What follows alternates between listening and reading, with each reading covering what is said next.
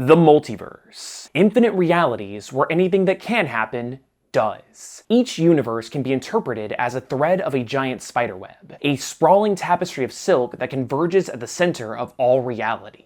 This is the web of life and destiny, and it's watched over by special guardians who take up the symbol of the spider. This is their history. Hello and welcome to Comic Drake, where I talk about comic books. My name is Drake. For decades, it was made clear that Spider-Man's origin story is that he got his powers from a radioactive spider bite. But nope, it was actually multiversal magic. Because comics. You see, Spider-Man is actually something that's known as a Spider-Totem, and they play a huge role in maintaining the fabric of the multiverse. This is a subject that I have avoided talking about for years, because not only is it an extremely controversial part of the Spider-Man mythos, but also because it is a complicated and convoluted mess to explain. Since every time that a writer tries to elaborate on things, it just results in a dozen more unanswered questions. So today, let's take a dive into the Spider-Verse and try to make sense out of and untangle this extremely complicated web. But before we get too far into things, I want to give a quick thank you to the sponsor for today's video, Keeps. As I get further into becoming old and gray, it has me thinking more and more about losing my thick hair.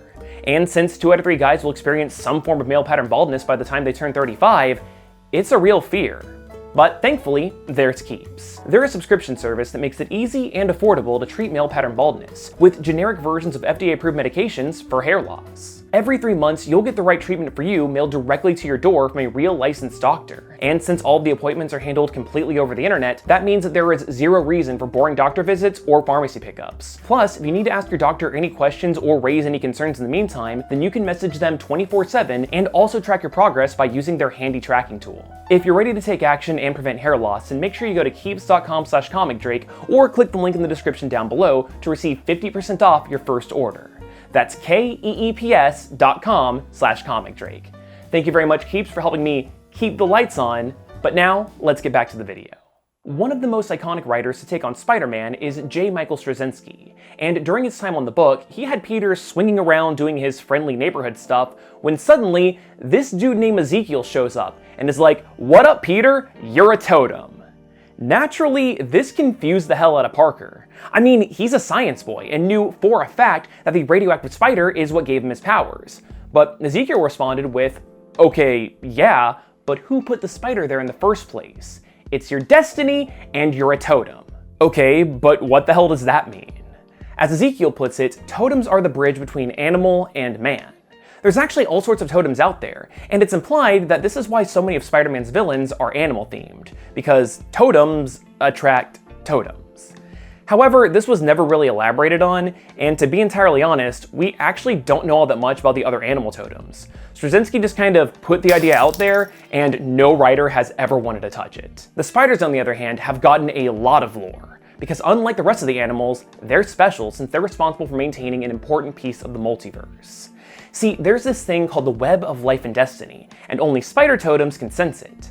The web is located at the very center of the multiverse, on Earth 001, aka Loomworld, a universe made up of bits and pieces of other worlds left over from wars across the multiverse. The web is kind of like the backbone of the multiverse, with its tendrils helping hold together the fabric of reality. It can also be used to teleport around the multiverse, powers the spider sense, and can also be used to make clothes, apparently. The web of life and destiny is overseen by a being called the Master Weaver, but even he is outclassed by a more powerful entity. It goes by many names across cultures, like the African god Anansi, but it's most commonly known as the Great Weaver. Yeah, there's the Great Weaver and the Master Weaver, who are 2 completely different people. And now you're probably starting to understand why this shit gets confusing to explain.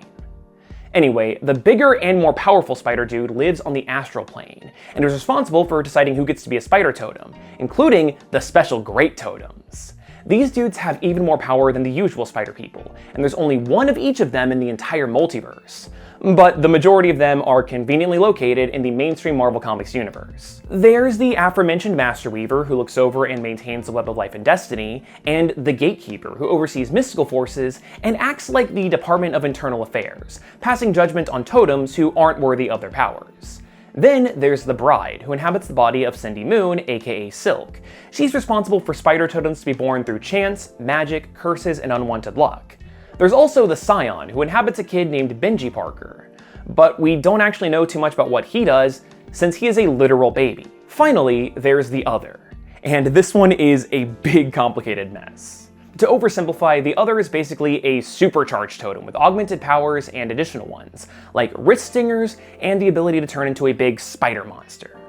The mainstream comic book Peter was actually the avatar of the Other for a good while, but after reality was rewritten when he sold his marriage to the devil, because comics, the honor of being its host went to Kane, Peter's clone.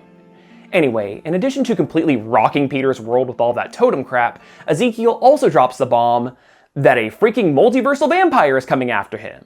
This is Morlun, and he's from a group called the Inheritors. Their dad instilled a hunger within them to sustain themselves on the life force of totemic entities. While any totem will do, spiders are the sweetest, and as such, the Inheritors enslaved the Master Weaver and forced him to teleport the vampire family across the multiverse to chow down on these spider snacks. These guys are killing machines. They are insanely strong and seemingly never tire. I mean, hell, Peter once fought Morlun for 12 hours straight, and he showed no signs of slowing down. Their one weakness is radiation, which is a bit of an issue considering that most of the spider totems are various versions of Peter Parker, who got their powers from a radioactive spider bite. In fact, Peter was able to defeat Morlun the first time around by injecting himself with even more radiation, and when he tried to feed off of Parker's energy, Morlun turned to dust. But here's the thing. The Inheritors are also a bunch of clones. See, whenever an Inheritor dies, their consciousness is uploaded into a cloning tube back on Loomworld, meaning that they're effectively immortal through infinite bodies. So now that you understand everyone involved, let's talk about the biggest spider-related conflict of all time, Spider-Verse. Okay, so for years, Ezekiel hid Silk in a bunker so that she could be safe from the Inheritors, but then she was discovered by Peter, which caused him to go into a feeding frenzy and ravage the multiverse like the Flash at an all-you-can-eat buffet. No universe was safe. The 60s cartoon, Marvel vs. Capcom, hell, even the old Hostess snack cake ads. Outside of their pure gluttony, what the Inheritors were truly after are the Great Totems, because by performing a special ritual, they could prevent more spider totems from ever being created. Which makes zero sense as a motivation, considering that means that they would be cutting themselves off from their favorite food source. Not a great plan. In retaliation, a bunch of spider folk traverse the Great Web in order to save their alternate universe doppelgangers from being eaten by the vampires and to draft them into their spider army. This includes the Superior Spider-Man, who is Dr. Octopus inside of Peter Parker's body. He has a unique way of going about things, because when the Inheritors got their hands on the Great Totems, Otto prevented them from performing the ritual by straight up murdering the Master Weaver. I mean, that's technically a solution. The spiders were ultimately able to foil their plan with the help of Karn, one of the Inheritors who decided to forsake his family and become a good guy, and the vampires were exiled to a universe that was ravaged by nuclear war, where they were kept as weak and frail prisoners. That's all fine and dandy though, but without a Master Weaver, the web was defenseless, so Karn decided to atone for its villainous past by taking up the role.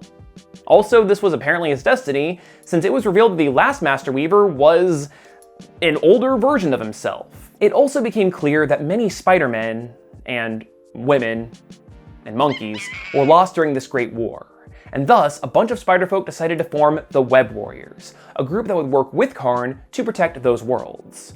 Although there was still some skepticism of the totems working with an Inheritor, leading to this great little interaction of Spider-Punk saying hello to the immortal invincible cannibal who will someday kill them all. The first major threat to the Web Warriors was a bunch of alternate universe versions of Electro, who made their own web to try and take over the multiverse.